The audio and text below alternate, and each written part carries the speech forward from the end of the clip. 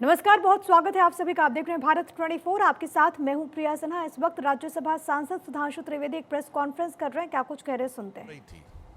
तो जवाहरलाल नेहरू जी ने 24 अप्रैल 1951 को जाम साहब दिग्विजय सिंह, जो कि उस समय सौराष्ट्र के प्रमुख थे, यानी टेक्निकली द चीफ मिनिस्टर, और उन्होंने जब इनवाइट किया तो नेहरू जी ने क्या लिखा था मैं बताना चाहता हूं, इसलिए कि कांग्रेस उसी परंपरा में चली आ रही है। उन्होंने लिखा कि इस कठिन समय में समारोह के लिए मेरा दिल्ली से आना संभव नहीं है, पर आगे महत्वपूर्ण बात लिखी, इस समारोह के बारे में मैं अपने विचार साफ कर देना चाहता हूं। मैं इस पुनरुत्थानवाद से बहुत परेशान हूं। मेरे लिए बहुत कष्टकारक है कि मेरे राष्ट्रपति और मेरे कुछ मंत्री और राज प्रमुख के नाते आप, राज प्रमुख मतलब उस समय चीफ मिनिस्टर के नाते आप, सोमनाथ के इस समारोह से जुड़े हुए हैं, और मुझे लगता है कि मेरे देश की प्रकृति के अनुरूप नहीं है और इसके परिणाम अच्छे नहीं होंगे। ये 24 अप्रैल 1951, सोर्स है selected works of Jawaharlal Nehru series 2 volume 16 part 1।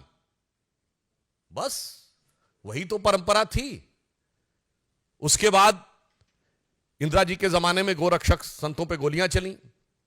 Indira ji के जमाने में 1976 में जब रूटीन खुदाई में राम मंदिर के खंभे निकल रहे थे तो वामपंथी इतिहासकारों के दबाव में रुकवा दिया गया। राजीव जी के जमाने में कार सेवकों की हत्या करने वालों का समर्थन हुआ। पीवी नरसिम्हा राव जी के जमाने में पता नहीं क्या क्या हुआ, वो आपको पता है। और सोनिया जी के जमाने में आते आते राम काल्पनिक होने का हलफनामा तक हो गया। यानी यह बहुत साफ है कि यह प्रवृत्ति जो आज कांग्रेस ने दिखाई है, एक मौका था कि आज आप अपने को बदल कर दिखा सकते थे, परंतु आपने ऐसा नहीं किया। परंतु मैं एक और बात स्पष्ट करना चाहता हूं, यह नेहरू की कांग्रेस है, यह गांधी की कांग्रेस नहीं है। क्योंकि महात्मा गांधी का तो राजनीतिक दर्शन था राम राज्य। महात्मा गांधी का नित्य का भजन था रघुपति राघव राजा राम। महात्मा गांधी की समाधि पे लिखा हुआ है हे राम। और आज उस राम राज्य की प्राण प्रतिष्ठा का प्रारंभ हो रहा है, श्री गणेश हो रहा है, और आप उसके साथ नहीं खड़े हैं। इसका मतलब बहुत साफ है कि यह गांधी की कांग्रेस और नेहरू की कांग्रेस का अंतर भी अब बिल्कुल साफ हो गया है। और आज इस अवसर को जो इन्होंने अपने हाथ से गंवाया है, यह कांग्रेस के अंदर का भारतीय संस्कृति, हिंदू धर्म और हिंदुत्व के प्रति जो विरोध है उसको दर्शाता है। अब बताइए इससे ज्यादा क्या होगा कि श्री राम जन्मभूमि केस में जो बाबरी मस्जिद पक्ष के पक्षकार इकबाल अंसारी थे, उनको इनवाइट किया गया है। यह हिंदू धर्म की महान उदारता के परंपरा के अनुरूप है। गोली चलाने वालों को भी इनवाइट किया गया। बताइए वो आने को तैयार हैं जो मुख्य पक्षकार थे, मगर चंद कट्टरपंथी वोटों की तिजारत की गला काट प्रतिस्पर्धा में कांग्रेस और कांग्रेस गोत्र के सारे दल, कांग्रेस की परंपरा के सारे दल आज हाहाकार मचाने को तैयार है। मतलब आपने हिंदी में कहावत सुनी होगी ना कि मुद्दई सुस्त गवाह चुस्त। यहां तो मुद्दई साथ में आके खड़ा हो गया है, मगर इसके बावजूद इन लोगों के मन में अभी भी वह लोभ दिखाई पड़ रहा है। तो मैं कह सकता हूं कि एक कहावत होती है कि राम नाम कड़वा लगे और प्यारा लागे दाम, तो दुविधा में दोनों गए न माया मिली न राम। मैं स्पष्ट कर देना चाहता हूं, इस प्राण प्रतिष्ठा का बहिष्कार करके कांग्रेस पार्टी और कांग्रेस की परंपरा, कांग्रेस गोत्र के जितने दल हैं, उन्होंने ये स्पष्ट कर दिया है कि वो राजनीतिक दृष्टि से निष्प्राण तो होते ही जा रहे थे, अब उनकी प्रतिष्ठा भी समाप्त हो गई। श्री नरेंद्र मोदी जी के प्रति आपके मन में जो भी ईर्ष्या है, द्वेष है, इंफीरियरिटी कॉम्प्लेक्स है, उसको लेकर आप भारत के विरोध तक चले जाते थे, आज भगवान के विरोध तक चले गए। इसलिए मैं यह भी स्पष्ट करना चाहता हूं कि एक बार श्री राम जन्मभूमि ट्रस्ट ने जब इनवाइट किया था तो उन्हें सद्बुद्धि आई होती तो शायद वो अपने पूर्व कर्मों का परिष्कार करने के लिए आ जाते। वैसे कांग्रेस पार्टी के अंदर ही कई नेता इसका विरोध कर रहे हैं, क्योंकि शायद उनके मन में यह भी हो, वो जो एक पुराना भजन है ना, मैली चादर ओढ़ के तेरे द्वार पे कैसे आऊं, क्योंकि इतने पाप किए हुए हैं उन्होंने, परंतु आज उस पाप के परिमार्जन का अवसर था, वो भी आपने छोड़ दिया है। तो इसके लिए मैं रामचरितमानस की एक चौपाई कहता हूं कि आकाश से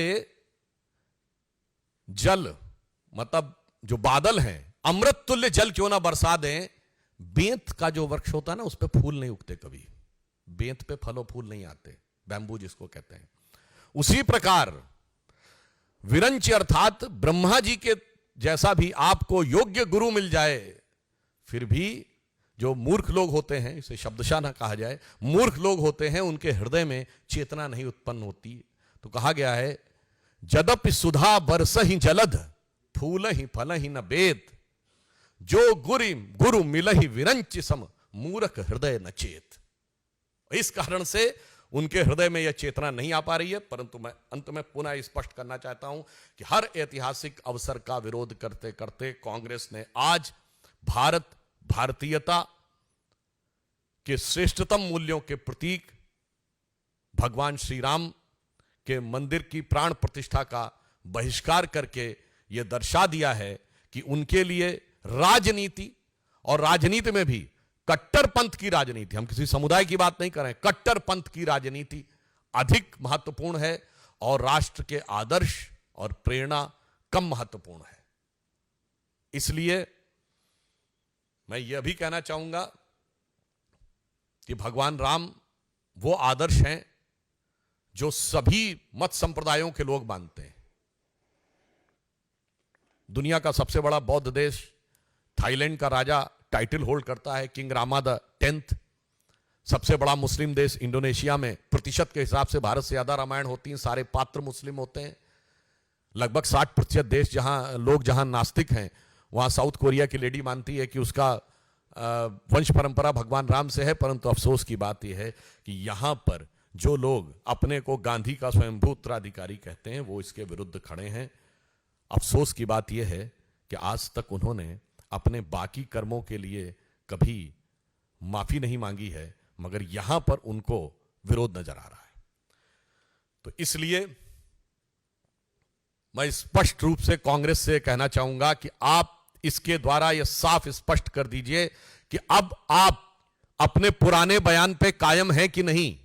श्री पीवी नरसिम्हा राव ने दिसंबर 1992 में कहा था ना, वह तथाकथित मस्जिद दोबारा बनवाएंगे, वो बयान से तो बहिष्कार किया नहीं, अपना विड्रॉ किया नहीं, और इससे विड्रॉ कर रहे हैं।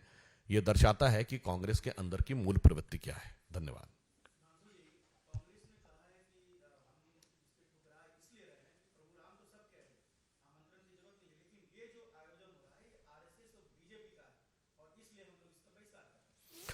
देखिए, यह आयोजन श्री राम जन्मभूमि ट्रस्ट के द्वारा हो रहा है, और भगवान के द्वार पर अपना पराया किसको नजर आता है? भगवान के द्वार पर इस दल और उस दल का कौन नजर आता है? परंतु हमने तो कभी नहीं कहा कि श्री राम जन्मभूमि के विरोध में आपके नेता वकील का चोला ओढ़कर खड़े होते थे। इसलिए इसका किसी संगठन विचार से कोई मतलब नहीं। यह भारतीय संस्कृति, भारतीय परंपरा के श्रेष्ठतम मूल्यों का प्रतीक है। इसलिए इसके बारे में वो करना सिर्फ एक बहाना ढूंढना है।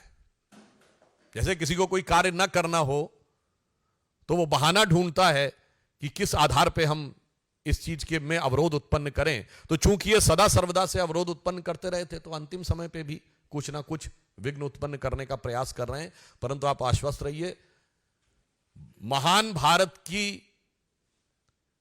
विकास यात्रा की प्राण प्रतिष्ठा मोदी जी के नेतृत्व में हो चुकी है, और अब भारत के सांस्कृतिक उत्थान और सांस्कृतिक गौरव की प्राण प्रतिष्ठा और सांस्कृतिक स्वाभिमान की प्राण प्रतिष्ठा श्री राम जन्मभूमि ट्रस्ट के द्वारा इस कार्यक्रम के द्वारा हो रही है।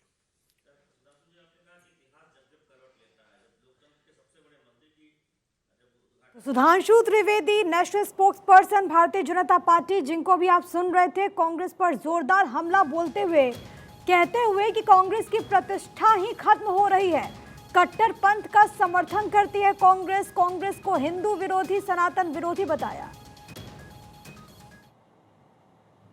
तो सभी अच्छे अच्छे अवसर संसार में उपलब्ध हैं, परंतु कुछ लोग जो अपने कर्म से हीन होते हैं उन्हें प्राप्त नहीं होता। इसलिए हर ऐतिहासिक अवसर पर भागीदार बनने से कांग्रेस वंचित रहती है और उसका विरोधी के रूप में खड़ी हो जाती है।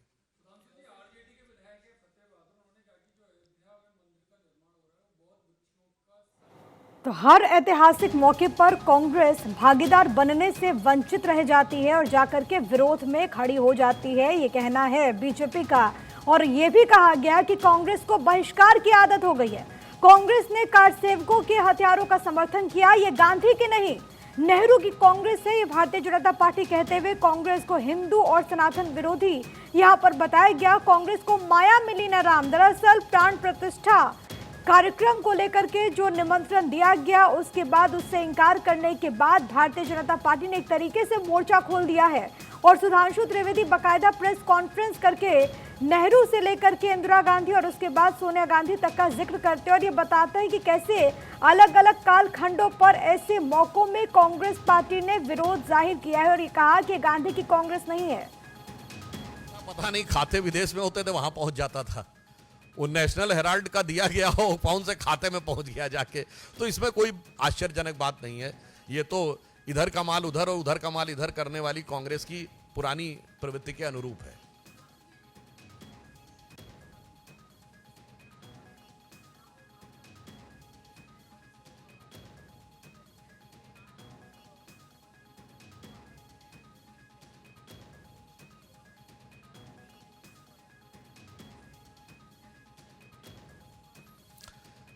एकता का दंभ भरने वाले अब बंटवारे के नाम पे बिखराव की तरफ बढ़ रहे हैं। तो अब वो अलग अलग राह पे तो पहले भी अलग थे, तो शायद उनके दलों के लिए ये पंक्ति उचित लगती है कि आईने के 100 टुकड़े करके हमने देखे हैं, एक में भी तन्हा थे 100 में भी अकेले हैं। Thank you. तो जैसा आपने देखा, जो लोग न्याय यात्रा निकाल रहे हैं, जब भगवान राम को न्याय देने की बात आती है तो कितना घबरा जाते हैं, कितना विचलित होते हैं। ये कांग्रेस की हकीकत है, ये उनकी सच्चाई है।